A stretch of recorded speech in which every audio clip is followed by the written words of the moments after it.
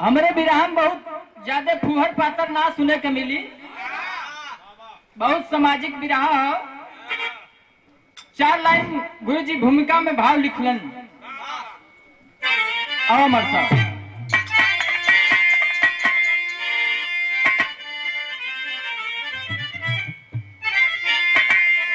काटो पे सोता प्रसूनों का राजा, कमल ने किया कीच में ही बसेरा। काली खदानों से हीरा निकलता, निकलता अंधेरे से सब दिन सवेरा। मड़ी बास करती भुजंगों के फन में, हिम करी में दागी पर सुंदरी कहाता। हरिद्वार छोटे को छोटा न समझो, कि गुदड़ी में भी लाल पाया है जाता।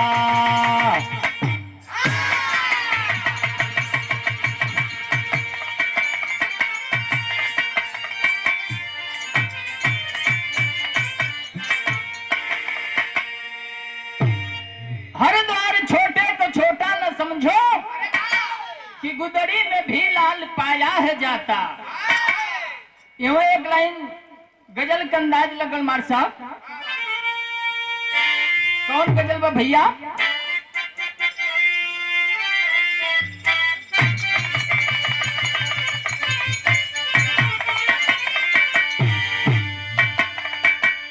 देखा ये गजल के पहले के पुरनिया दादा लोग गावे।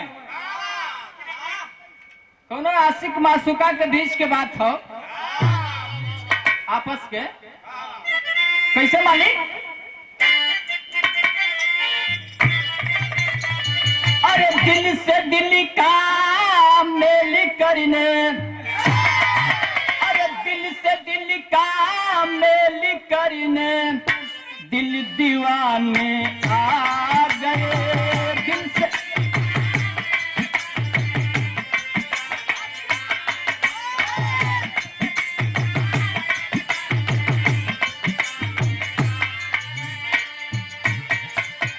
दिल से दिल का मेल करने, दिल दीवाने आ गए।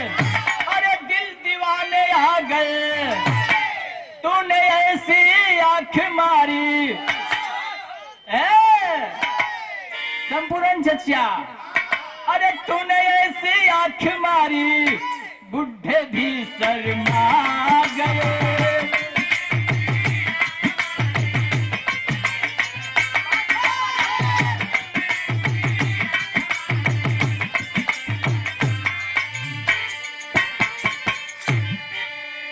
गजल के अंदाज रहा भैया, लेकिन हमारे विराम भाव कितनी ऊंची गुरुजी लाइन लिख रहे हो, गौर करिए।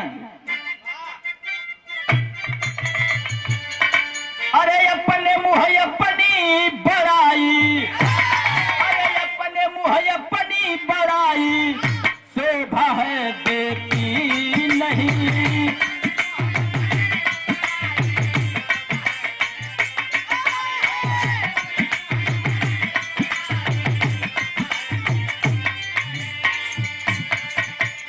अपने मुँह अपनी बड़ाई, शोभा है देती नहीं। अरे शोभा है देती नहीं। यह प्रकृति सब कुछ है देती, अरे यह प्रकृति सब कुछ है देती, फिर भी यश लेती नहीं।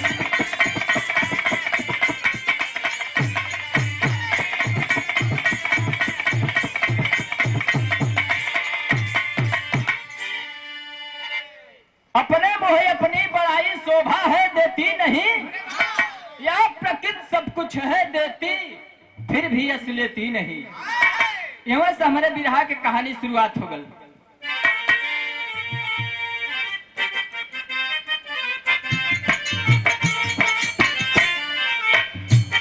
अमवा की डाली बोले लुक छिप कोयलिया काली,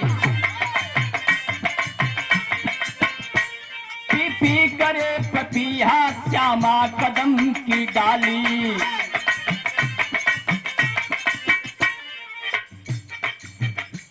कवि कालिदास साथे उज्जैन के थे राजा। भूपेश भोज पूछे पटका रहा तकाजा।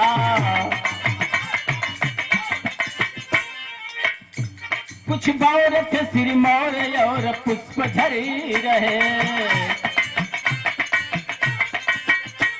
मधुलोभी मधु मधुपा 10 पान करी रहे। मस्ती में राह भूली एक झोपड़ी दिखाई। सुनसान में एक बुढ़िया थी झेलती तन्हाई। ए बाबू, एक बार राजा भोज और कवि कालिदास चल दलन विपिन में सैर करे बदे। घुमत घुमत जंगल के अंदर पहुंच गए। अचानक रास्ता भूल गई। उनके सामने दिखाई का दिलस, एगो झोपड़ी दिखाई दिलस। झोपड़ी दिखाई दिलस। झोपड़ी के पास जाके देखलन तो एगो बुढ़िया माई बड़ा दुख में अपन जीवन यापन करत थी। बाबू, जब बुढ़िया माई के पजरे गई गुरु जी कवि कालिदास और राजा भोज हाथ जोड़ के प्रणाम किला। एगो बात कहला बिरहन तर्जल गिल मास्टर।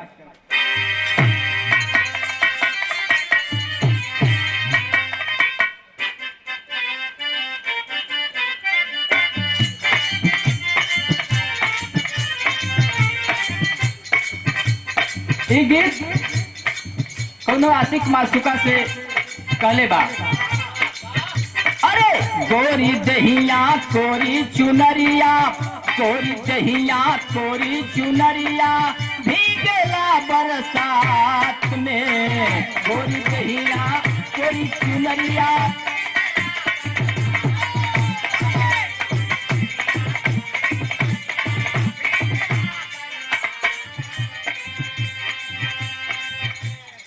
हाथ जोड़ के प्रणाम करके एगो बात कहले बुढ़िया माई से। का कहले मालिक? दादी जी एक छोटा सवाल, दादी जी एक छोटा सवाल, थोड़ा कष्ट उठा लेना। दादी जी एक छोटा।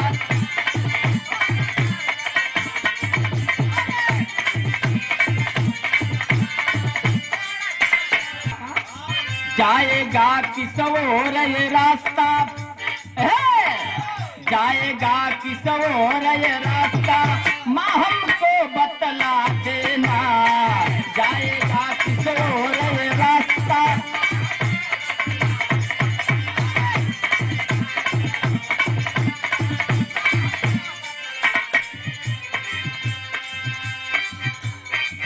राजा भोज बुढ़िया माई से कहलन कि बुढ़िया माई हमारा रास्ता भूल गई जा। भूल गए हम बिहारी बनी में, माँ हमको समझा देना।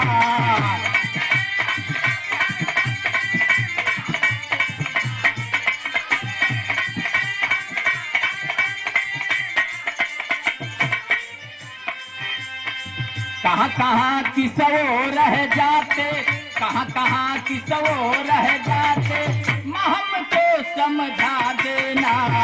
कहाँ कहाँ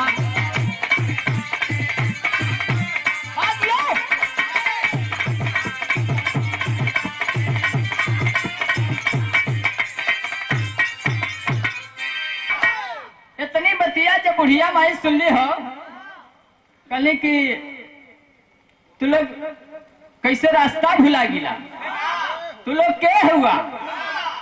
का कहली मालिक? आवा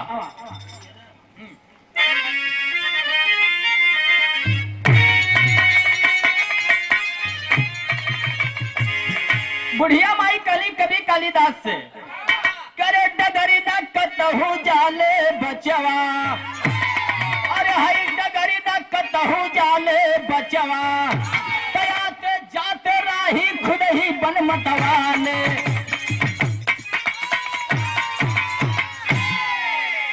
आते जाते राही खुद ही बन मतवाले, डगर न कतहु जाले बचवा।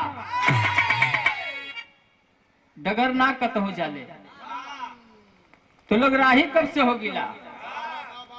लेकिन जब इतनी बात सुन ले बुढ़िया माई के कवि कालिदास राजा भोज हो, तब भाव लिखल गल चौक से। चौक राजा कविवर सोचे,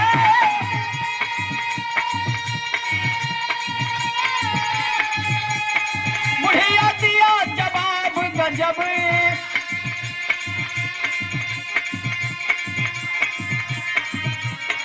चिखूठी बुढ़िया दोनों से,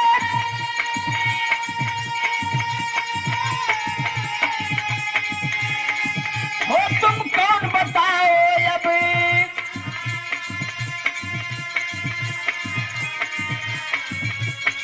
चंगुल में फंस गए भोज तब,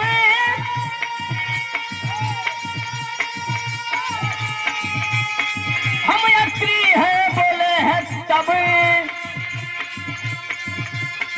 चिघरी बुढ़िया झूठ बोलते, चिघरी बुढ़िया झूठ बोलते, यात्री का है नहीं सबब बोला।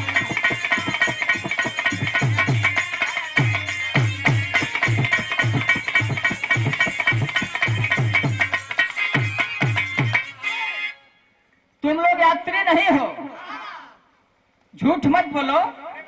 लेकिन इतनी बात जब सुन ले तो फिर माथा फेल होगा।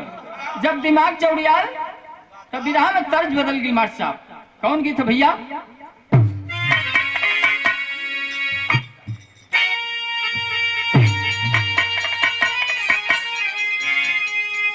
दिखाइए गीत के हमारे गुरुजी राम जन्म जवाद चाचा जी गुरुजी गावेलन। कैसे गावेला मालिक?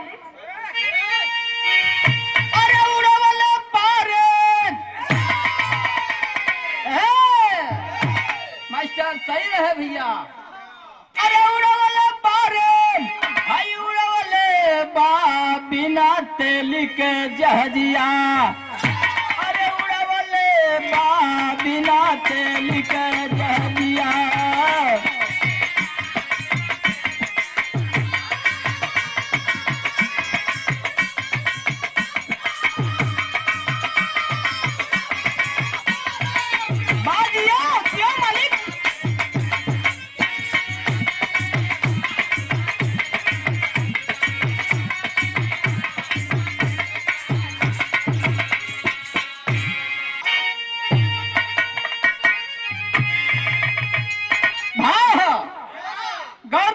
जी क्या सिखवले बारे, अरे हाय सिखवले बा नाती नानी के अपने, अरे नाती नानी के अपने सिखवले बा नाती नानी के अपने।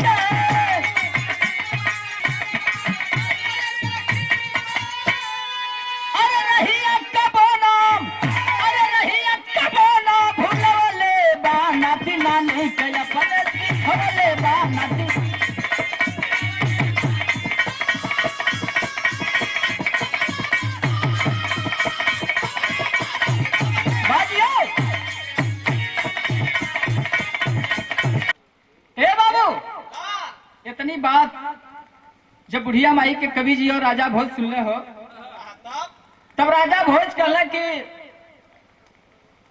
अब कवि जी तू तनी से शांति बनावा, हम ही तनी से बुढ़िया माई से बतिया ले। का बतियाओ तू?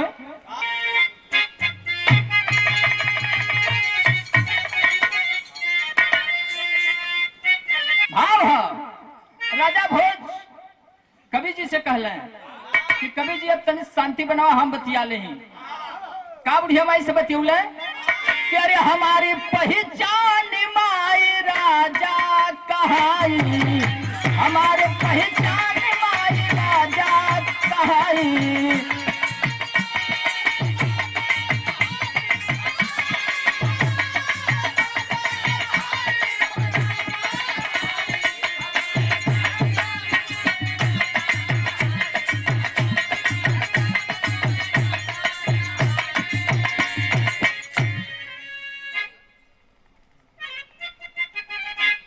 राजा भोज कहले कि हम राजा है। का कहले? अरे धरती के राजा सगरवा के राजा, धरती के राजा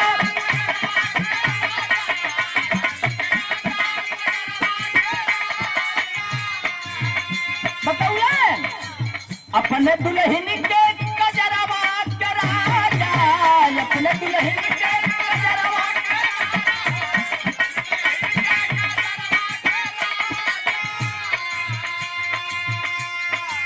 सही सही हमनी के, अरे सही सही हमनी के रहिया बताई, हमार पहचान माई राजा कहाई।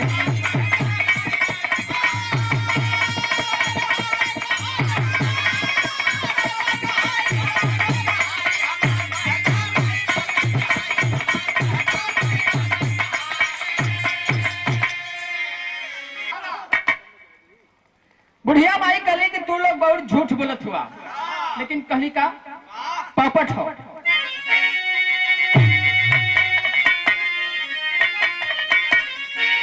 अरे झूठ बोले के, अरे झूठ बोले के खैला तू लोग किरिया बुढ़िया बोलली बा।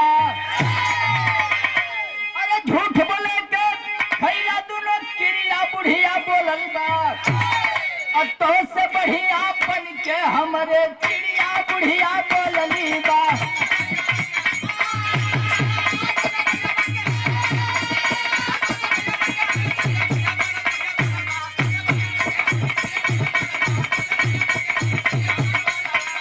अरे किस्मत और काल दोनों दुनिया के राजा हो, दूसरा ना राजा कौनो हमके न अंदाजा हो। बुढ़िया माई कहले कि किस्मत और काल मात्र धरती पर दुइये ठे राजा हो, तीसरा राजा क्यों ना, तू लोग राजा कब से हो गिला।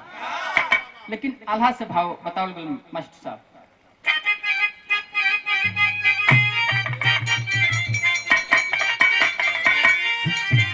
अरे बतिया से बतिया के, अरे बतिया से बतिया के जंग छिड़ी गई भैया।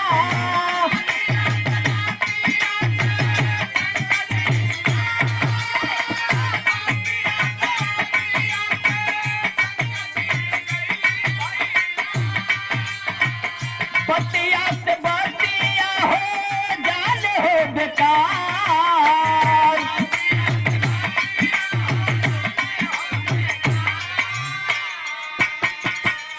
कहे कविराज हम ही, अरे कहे कविराज हम ही परिचय बतैबे राजन।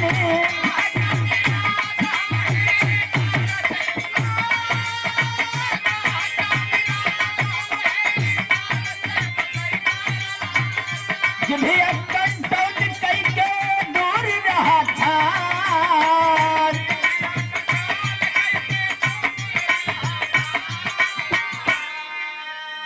अरे बोले कविराज राजा, अरे बोले कविराज राजा भूल कैले भारी माई।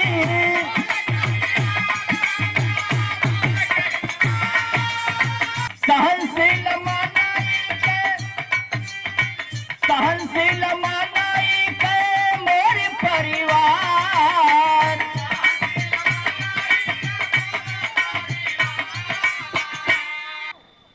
राजा के कहलन के, कवि जी कहलन के राजा तनी चुप रहा, हम बतियाओ थे। बुढ़िया माई से जाके कहले कि बुढ़िया माई हमन सहनशील मनई है। बुढ़िया माई कहली कि सहनशील मनई तू लोग कब से हो गिला। सहनशील मनई तो मात्र दुइये हूँ, बस सहनशील धरती मैया और गौ मैया, तीसरा क्या हो।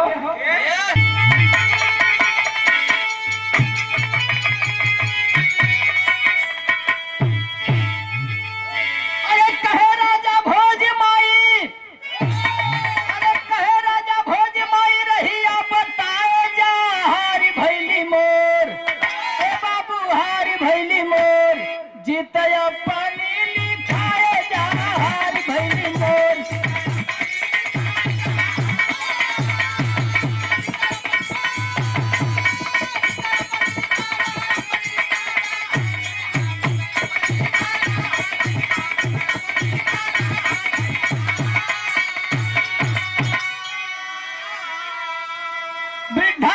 दुनिया में दुई हरे वाला, अब पहला जे उधार लेके दूसरे से खाला।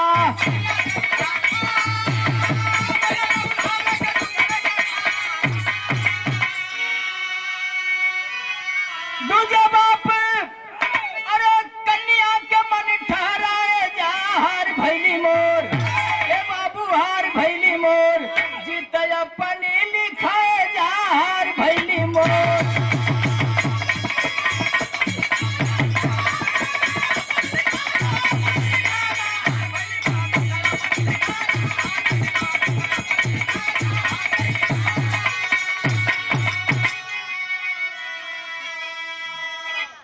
बुढ़िया माई कहली कि अब तो सही सही बता डालो कि के हुआ। कैसे कहली? कौन तुम लोग हो पूछी बुढ़िया दत्ती खारी, आवे ना आवाज तब मती गईली मारी।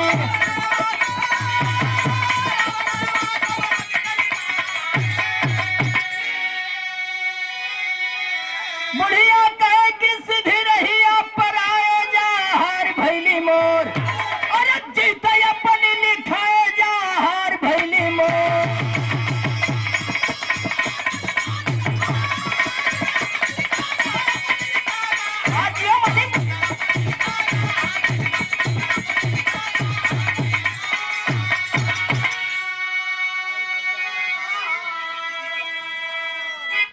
बुढ़िया कहे कि सीधी रहिया पर आए जा, हार भैली मोर, जीत अपनी लिखाए जा। ये रास्ता पकड़ ला लो। बुढ़िया माई कहली कहिए रास्ता पकड़ ला लो, अब निकल ला। ये कहानी हमारे खत्म भई खानदान के परिचय। गुरुदिन मोहम्मद राम सेवक सिंह बदन की बानी, कथन करे कभी हरिद्वार संग मंचू